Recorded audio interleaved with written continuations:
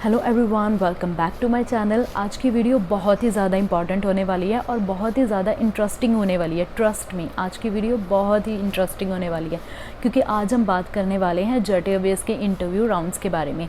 तो आज की ये जो वीडियो है आप इसे पूरा एंड तक देखिएगा ताकि आपको पता चल जाए हर इंटरव्यू राउंड को प्रॉपर डिटेल से आप समझ सको। सो तभी आपको हेल्प हो जाएगी। आप अगर स्किप करके देखोगे तो आपको अच्छे से समझ भी नहीं आएगी। तो आज की वीडियो को पूरा एंड तक देखिएगा ताकि आपको समझ आ जाए कि कौन सा राउंड होता है, उसके बाद कौन सा राउंड होता है। तो ये बहुत ही हेल्पफुल होने वाली है और ये वीडियो आपके लिए बहुत ही ज़्यादा इंफॉर्मेटिव होने वाली है। तो जेट एयरवेज ने अपनी दोबारा से हायरिंग स्टार्ट करी है which is a very good news for all of us because jet Airways earning के मामले में, लाइफस्टाइल के मामले में सबसे आगे है। मुझे तो बहुत पसंद है वो airline which is one of my best, like one of my favourite airline. हाँ, मैं उसका पार्ट नहीं बन पाई but I cleared my interview. वो मैं आपको आगे बता पाऊँगी कि मैंने इंटरव्यू तो क्लियर कर लिया था but why I don't want to I want to be a part of it, but why I didn't become a part of it because मैंने 2 इंटरव्यू एक साथ दिए थे। मैंने अपना जेट एयरवेज का इंटरव्यू और गोएयर का इंटरव्यू एक साथ दिया था। और आपको ये जान के और भी ज़्यादा शॉकिंग लगेगा कि मैंने दोनों इंटरव्यू एक ही डेट पे दिए थे। पहले गोएयर का फर्स्ट राउंड क्लियर किया, उसके बाद जेट एयरवेज के इंटरव्यू के लिए चली गई थी। तो बट ऐसा हुआ था, मेरा रिज़ल्ट दोनों में मैंने पास कर लिया था, दोनों में मैं सिलेक्ट भी हो गई थी। बट जो रिज़ल्ट था वो गोएयर का पहले आ गया तो मैंने उनको येस बोल दिया बिकॉज़ आप रिस्क नहीं ले सकते हो ना कि आपको क्या पता कि उधर से कहीं आपको नो ना आ जाए, तो आप रिस्क नहीं ले सकते हो। तो मैंने गोएयर को येस बोल दिया। बट हाँ, मैं आपकी इंटरव्यू राउंड्स कौन कौन से होते हैं आप उनको फर्स्ट अटैम्प्ट में कैसे क्रैक कर सकते हो, इसमें मैं आपकी बहुत हेल्प कर सकती हूँ। So without any delay, let's just get started. Okay, so the first round जो जेट एयरवेज के इंटरव्यू में होता है वो होता है रिज्यूमे डिपॉज़िट का। आप अपना रिज्यूमे डिपॉज़िट करते हो सबसे पहले जाके वहाँ पे। जब मैं इंटरव्यू देने गई थी तो 3-4 एचआर एक साथ बैठे थे और मैंने 3-4 एचआर को सबसे पहले जाके अपना रिज्यूमे डिपॉज़िट किया। उसके बाद उन्होंने मेरा रिज्यूमे पे they will have a look into it and उसके बाद वो आपको नेक्स्ट एचआर के पास भेजेंगे। जैसे 3-4 एचआर बैठे होते हैं तो एक एचआर आपका रिज्यूमे ले रहा होता है और जो दूसरा एचआर होता है वो आपका हाइट एंड वेट देख रहा होता है। एक ही रूम में ये सारे राउंड्स होंगे। पहले ने रिज्यूमे लिया, दूसरे ने आपका हाइट एंड वेट चेक किया कि आप प्रॉपर आपकी हाइट, उनको जितना उनका क्राइटेरिया होता है 157 सेंटीमीटर था तब। और अभी आप चेक करके जाइएगा क्योंकि मैंने ये इंटरव्यू दिया था बहुत साल पहले, आई थिंक 5-6 साल पहले दिया था। तो उसके बाद आपका वेट चेक होता है। वेट चेक होने के बाद वो आपको तीसरे एचआर को हैंड ओवर कर देते हैं। तो तीसरा और चौथे मतलब 2 एचआर एक साथ बैठे होते हैं एंड वो आपके ऊपर क्वेश्चन आंसर्स की बरसात करते हैं। मतलब एक के बाद एक मतलब 3-4 क्वेश्चन वो एक ही साथ पूछ लेते हैं। तो मुझसे पूछा था, मुझसे क्या क्वेश्चंस पूछे थे। First of all they will said introduce yourself and then second they ask me why you want to be a cabin crew, और थर्ड उन्होंने मुझसे पूछा था कि why we will select you, और फोर्थ उन्होंने मुझसे पूछा था कि हु इज़ योर इंस्पिरेशन। मतलब ये 4 क्वेश्चंस उन्होंने एक के बाद एक बोले। सोचने का टाइम भी नहीं मिलता है। आप 2-3 लाइंस बोलते हो साथ ही में दूसरा क्वेश्चन, 2-3 लाइंस बोलते हो साथ में। बट इससे ज़्यादा कुछ मतलब वो सिर्फ ज़्यादा कुछ इम्पैक्ट नहीं पड़ता। वो सिर्फ ये चेक करते हैं कि आपका इंग्लिश कम्युनिकेशन कैसा है, मतलब आप अच्छे से कम्युनिकेट कर सकते हो। बिकॉज फ़्लाइट में ऐसा होता है कि आपको एक के बाद एक सिचुएशंस आती हैं। एक सिचुएशन हैंडल किया दूसरी आ जाएगी, फिर मतलब बहुत कुछ होता है फ़्लाइट्स में ना। तो वो इससे ये मेजर करते हैं कि आपका कम्युनिकेशन कैसा है और बाकी की चीज़ें भी वो मतलब काफ़ी कुछ इसमें नोटिस कर लेते हैं। आपका ग्रूमिंग कैसा है, आपने मेकअप अच्छे से किया है, आपने ज़्यादा ओवर मेकअप तो नहीं कर लिया, जो मैंने अपने पिछले वीडियो में भी बताया था, जो गोएयर की वीडियो था। अगर आपने नहीं देखे हो तो ज़रूर जाके देखेगा, उससे भी आपको काफ़ी हेल्प होगी। तो ये सारी चीज़ें ये राउंड में आपकी पता लग जाती हैं। तो अगर उन्होंने इस राउंड में अगर उन्होंने आपको बोल दिया कि okay come for the next day, that means you are rejected. और अगर उन्होंने आपको बोल दिया okay go and sit outside, wait for the next round, that means you are selected for the next round. तो जेट एयरवेज का जो next round होता है वो कुछ लोगों को ये लिटिल बिट कह सकते हैं कॉम्प्लिकेट लगता है। मतलब ऐसा नहीं है कि कुछ बहुत ज़्यादा होता है, मतलब थोड़ा सा कॉम्प्लिकेट होता है बिकॉज इसमें आपका रिटन टेस्ट होता है। तो रिटन टेस्ट में आपका बेसिकली आपकी ग्रामर चेक होती है, ग्रामर आपकी कैसी है। तो इसमें बहुत ही मतलब कह सकते हैं नॉर्मल क्वेश्चंस होते हैं, कई लोगों को तो बहुत ईजी लगता है, वो डिपेंड करता है कि आपका कम्युनिकेशन स्किल कैसा है। तो अच्छे से अगर आप जेट एयरवेज़ की इंटरव्यू के लिए जा रहे हैं तो अच्छे से प्रिपेयर होके जाइए, बिकॉज़ आपका रिटन टेस्ट भी हो सकता है। उसके बाद आपको सब लोगों को बिठा देते हैं, उसके बाद दे विल से कि okay wait for few minutes, because आपको पता है पेपर चेक करने में भी थोड़ा सा टाइम तो लगेगा ना, बिकॉज़ इतने सारे मेरे हिसाब से 35 से 30 कैंडिडेट्स थे उस टाइम पे जो सेकेंड राउंड के लिए सिलेक्ट हुए थे। आते तो 400-500 में हैं, बट सेकेंड राउंड तक 35 से 40 तक ही बचते हैं। फिर उसके बाद आपके रिटन टेस्ट में भी काफ़ी सारे लोग आउट हो जाते हैं। तो जब रिटन टेस्ट का रिज़ल्ट आता है तो कुछ लोग आउट हो जाते हैं, कुछ लोग इन हो जाते हैं, जिनका एग्ज़ाम अच्छा होता है वो लोग इन हो जाते हैं।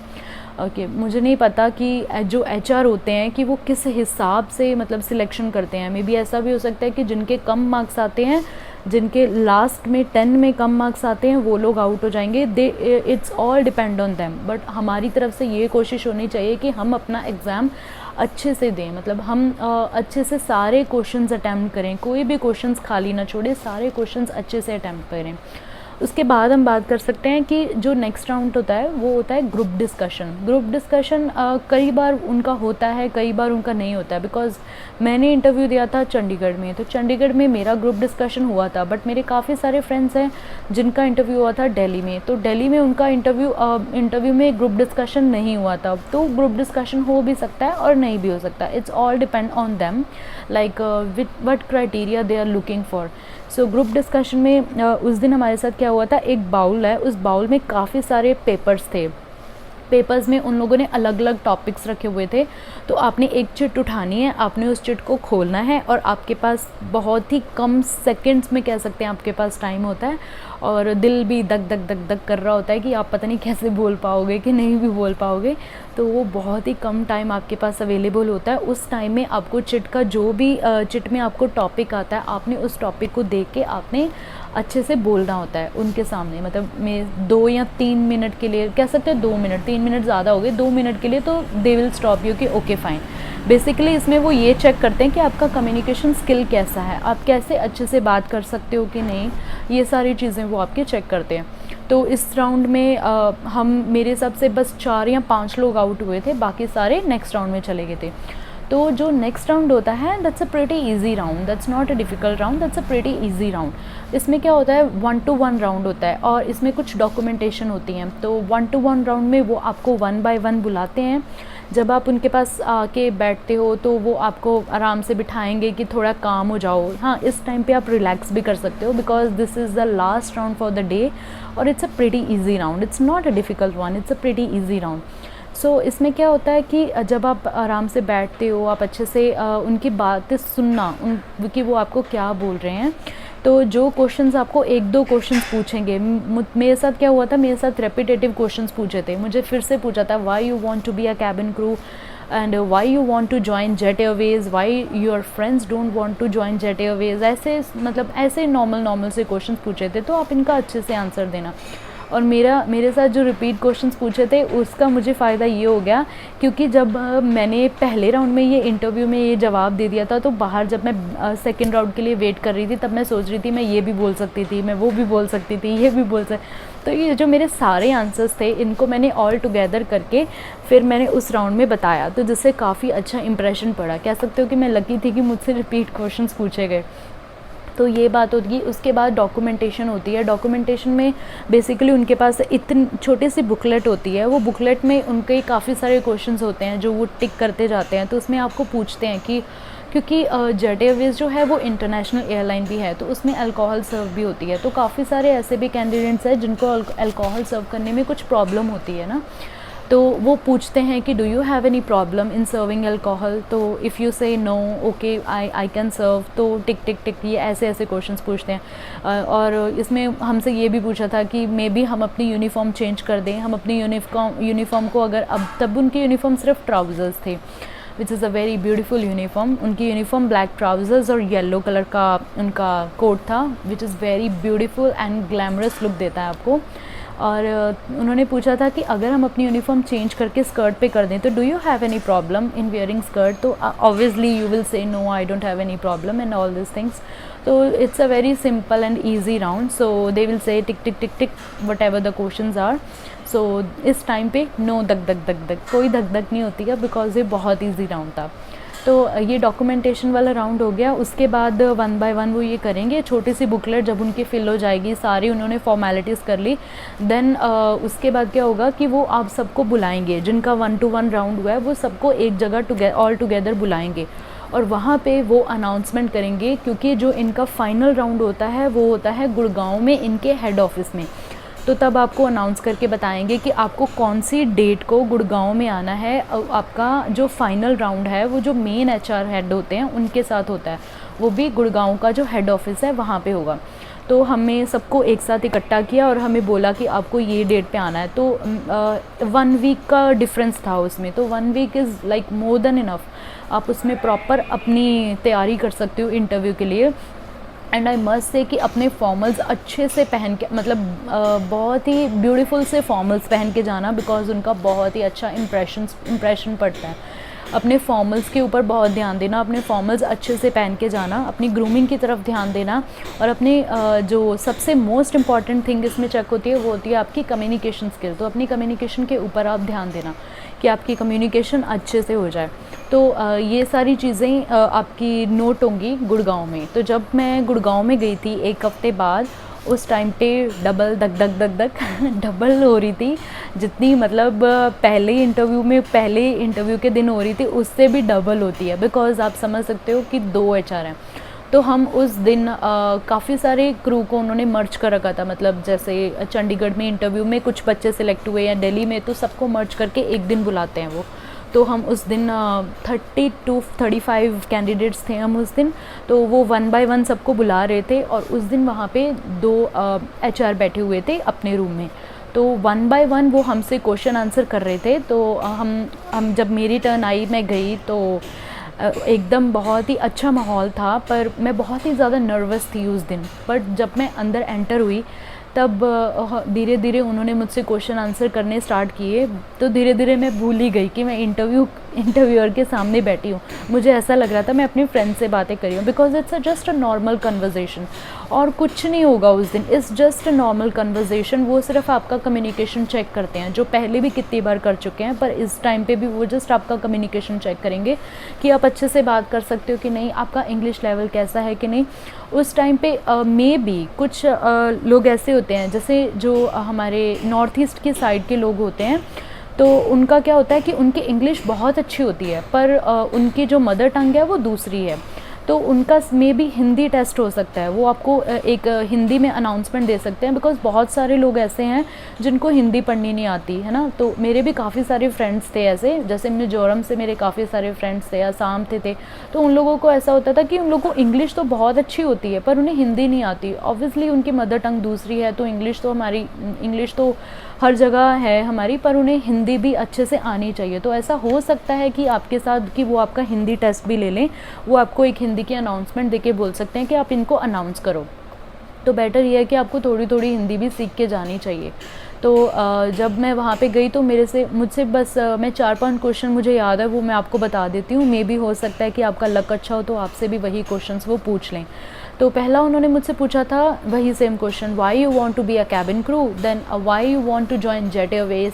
देन मैंने बताया कि मुझे अच्छी लगती है एयरलाइन, मतलब one of the best airline है और ये डोमेस्टिक और इंटरनेशनल दोनों है और इसमें मनी अर्निंग भी है. देखो कई इंस्टीट्यूट वाले आपको बोलते हैं कि आप सैलरी के बारे में कुछ नहीं बोलो. देखो जो है वो है, हम जाते तो सैलरी के लिए है ना. तो लेट्स बी ऑनेस्ट यार, हम सैलरी के लिए जा रहे हैं तो सैलरी अच्छी है, हम तभी तो ज्वाइन करने आए ना ये एयरलाइन. तो मैंने बोला कि सैलरी वाइज भी बहुत अच्छी एयरलाइन है. तो ये सारी चीज़ें मैंने उनको बोली. फिर उन्होंने मुझसे पूछा why your friends don't want to join us. तो मैंने बोला ये उनकी चॉइस है, तो उनकी चॉइस है, उन्हें क्या करना है. तो जैसे मैं ये बोल रही थी कि उनकी चॉइस है, तो उन्होंने उसमें भी एक क्वेश्चन और निकाल लेते हैं. मतलब वो आपके ऐसे क्वेश्चन से क्वेश्चन निकालेंगे. तो बेसिकली ये सिर्फ एक क्वेश्चन आंसर राउंड नहीं कह सकते, ये जस्ट एक नॉर्मल टॉक जो आप उनके साथ करोगे कि हाँ मतलब कि आपका कम्युनिकेशन कैसा है. तो बेसिकली ये जस्ट वैसा राउंड है. तो इसके बाद क्या होता है, आपको 1 बाय 1 आप सबसे उन्होंने जब बात कर ली, तो after that they will give you a paper जिसमें आपका मेडिकल्स का प्रॉपर डिटेल्स होगा कि आपको इस जगह पे मेडिकल कराने हैं, या फिर इसमें क्या होता है कि आप जिस भी सिटी से हो वो सिटी में जाके आप अपने मेडिकल्स करवा सकते हो। तो ये बेसिकली आपको जो पेपर है उसमें सारे आपके हॉस्पिटल के एड्रेस होते हैं कि आपको कौन से हॉस्पिटल में जाके अपना टेस्ट करवाना है। तो ये मेडिकल का राउंड जब मैंने अपना डिपॉज़िट कर दिया था तो उसके बाद I am waiting for that reply. पर बस यहीं तक मेरा इंटरव्यू हुआ, क्योंकि उनका रिप्लाई बहुत ही लेट आया और मुझे मेरा गोयर का रिप्लाई आ गया था। तो फिर मैंने अपना गोयर का इंटरव्यू, जब मैंने गोयर का जो एयरलाइन था वो मैंने सिलेक्ट कर लिया कि मैंने उनको येस बोल दिया, बिकॉज़ मुझे रिस्क नहीं लेना था। मुझे नहीं पता था कि कहीं इनकी तरफ से मैंने कहा रिप्लाई आए ना, अगर आए तो हो सकता है कि बहुत लेट आए, तो मुझे रिस्क नहीं लेना था, इसलिए मैंने अपना उधर येस कर दिया और मैंने अपना वो वाला एयरलाइन ज्वाइन कर लिया। सो गाइज़, आई होप आपको ये वीडियो, आज का ये जो वीडियो है आपको बहुत ही ज़्यादा हेल्पफुल लगा होगा। और अगर आपको कुछ और भी जानना हो तो प्लीज़ मुझे कमेंट बॉक्स में ज़रूर बताइएगा कि आपको अगर कुछ और भी जानना हो। तो ये जो क्वेश्चन आंसर राउंड है इसके ऊपर मैं एक अलग से वीडियो बनाऊंगी कि आपको कौन से क्वेश्चन का आंसर कैसे देना चाहिए और कौन से क्वेश्चन का आंसर कैसे देना चाहिए, उसके ऊपर हम एक अलग से वीडियो बनाएंगे। तो अगर आपको और कुछ जानना हो तो कमेंट सेक्शन में ज़रूर बताइए और मेरे चैनल को सब्सक्राइब करना ना भूलें। Okay, thank you, bye bye.